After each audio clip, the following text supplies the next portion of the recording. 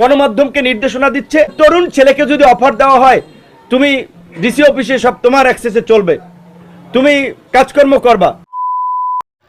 আসসালামু আলাইকুম বন্ধুরা, আশা করি আপনারা সকলেই ভালো আছেন। তো আজকে যে বিষয়টা নিয়ে আপনাদের মাঝে হাজির হই সেটি হচ্ছে, আপনারা সকলেই জানেন যে ছাত্ররা তারা একটা নতুন রাজনৈতিক দল গঠন করেছে। তো সেই বিষয় নিয়ে অনেকেই অনেক ধরনের কথা বলছে। তো এবার বিপি নুরুল হক নূর তিনিও কিছু কথা বলেছে যে তারা তাদের যে সমন্বয়ক ছাত্র দুইজন তারা সরকারি উপদেষ্টা পদে থেকে তারা যদি নির্বাচন দেয় তাহলে কিন্তু তারা নিশ্চিত জিতবে বা আওয়ামী লীগের মতোই আবার এককভাবে নির্বাচন হবে, সেটাই তিনি বলছেন। তো চলুন আমরা তার মুখ থেকে সেই কথাগুলো একটু শুনি।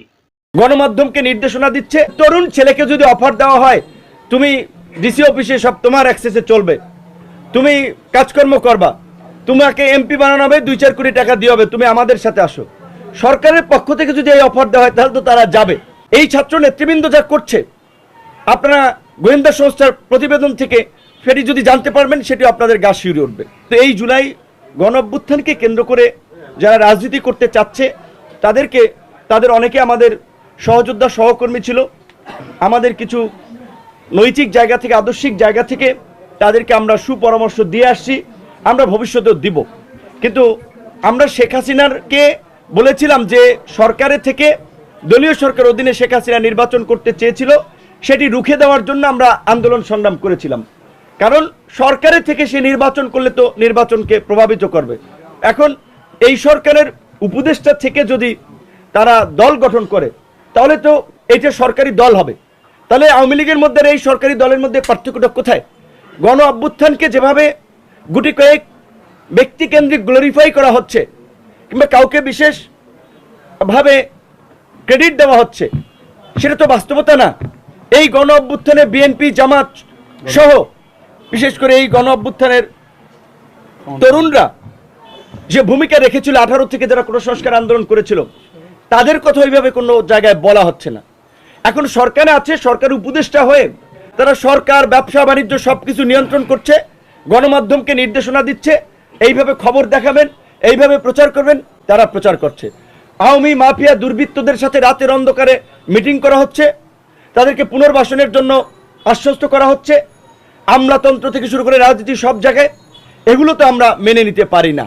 শুধুমাত্র বিএনপি একটা বড় রাজনৈতিক দল, বিএনপির অনেক ঘটনা, 2-1টি ঘটনা বাইরে আসায় আমরা শুধু বিএনপিকে সমালোচনা করছি।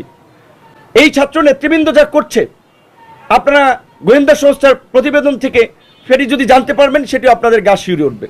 অবশ্যই আমরা চাই তারা ভালো রাজনীতি করুক, পরিশুদ্ধ রাজনীতি করুক, কিন্তু সরকারের থেকে তো সেটি সম্ভব না।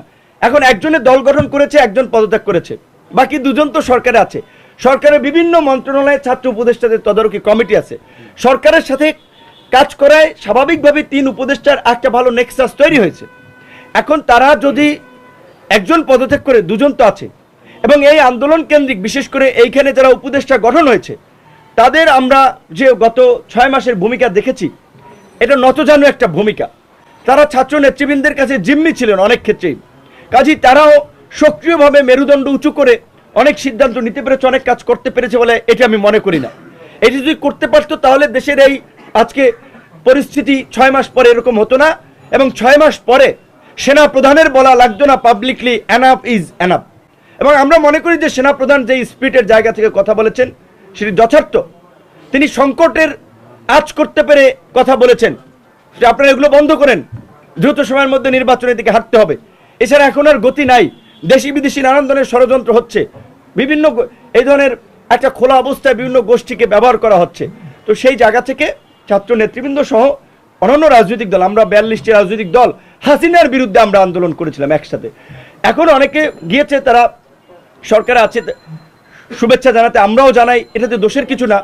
তবে আমরা মনে করি যে তাদের সরকার থেকে বেরিয়ে একটা সংগ্রামের মধ্যে দিয়ে গণ অধিকার পরিষদের তরুণরা যেভাবে 7-8 বছর উঠে এসেছে সেইভাবে তৈরি হওয়া দরকার। এখন তারা যদি, আমরা যেটা আওয়ামী লীগের আমলে বলেছিলাম না, আমাদেরকে কোটি কোটি টাকার অফার দেওয়া হয়েছে, সিটের অফার দেওয়া হয়েছিল, আমরা যাই নাই সেখানে। যখন ওই জেনারেল ইব্রাহিম সাহেব কিংবা আপনার ওই শাহজাহান ওমরের মতো লোকেরা গিয়েছে, তখন আমরা বলেছিলাম যে শেখ হাসিনার সরকার রাজনীতিতে কোরবানির গরু, কোরবানির পশুর মতো কেনা বেচা করছে।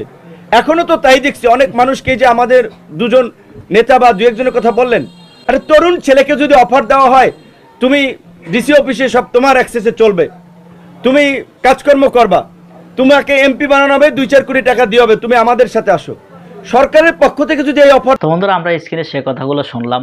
বিপি নুরুল হক নুর বলছে যে শেখ হাসিনা যেভাবে নির্বাচন করেছিল, ছাত্ররাও তারাও সেভাবে হয়তো নির্বাচন করবে, যেহেতু একজন পদত্যাগ করেছে আর দুজন তো পদত্যাগ করে নাই, বা তারা সরকারে ছিল, তাদের সাথে একটা সুসম্পর্ক হয়েছে, তো সেই কারণে হয়তোবা তারা সেই সুযোগ সুবিধা পাবে, সেটি তিনি বলছেন। তো এই বিষয়টা নিয়ে আপনাদের যদি কোনো মতামত থাকে অবশ্যই কমেন্ট বক্সে জানিয়ে যাবেন। তো বন্ধুরা, ভালো থাকবেন, সুস্থ থাকবেন, দেখা হবে পরবর্তী কোনো ভিডিও নিয়ে। সে পর্যন্ত ভালো থাকুন। আল্লাহ হাফেজ।